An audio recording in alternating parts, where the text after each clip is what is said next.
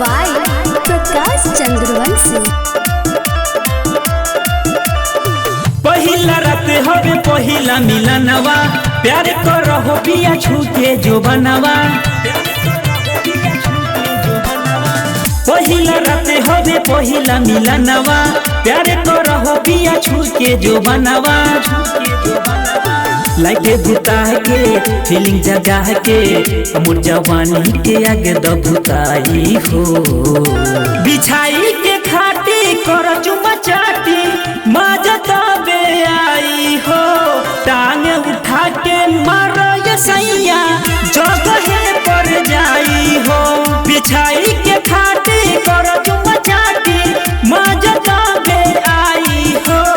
टांग उठा के मारो ये सैया जगह पर जाई हो।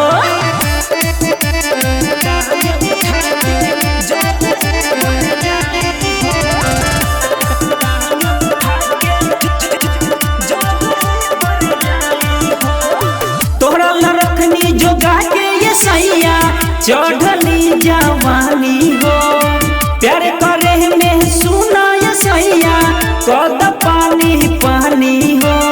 राजा हो तोहरा न रखनी जोगा के ये सैया चढ़ली जवानी हो। प्यार करे में सुना ये सैया कद पानी पानी हो।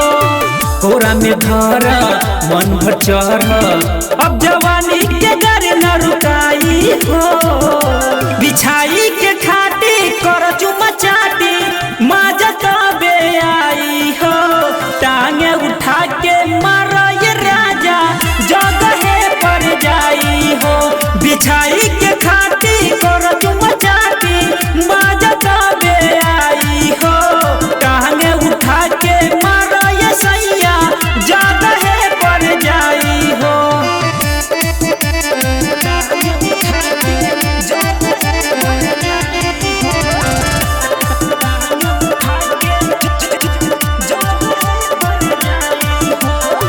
हमहु बानी पियासल ये सैया तू बरख खुआइल हो। मारी के भाला सुना ये अख्तर कद तू घावाइल हो।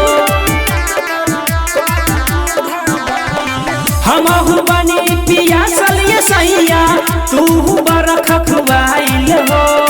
मारी के भाला सुना ये अख्तर कद तू घावाइल हो।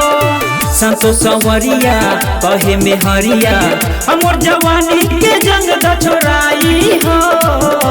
बिछाई के खाटी कर चुमा चाटी मजा तबे आई हो। टांगे उठा के मारा ये अख्तर जगह पर जाई हो। बिछाई के खाटी कर चुमा चाटी मजा तबे आई हो। टांगे उठा के मारा ये सैया जगह पर जाई हो।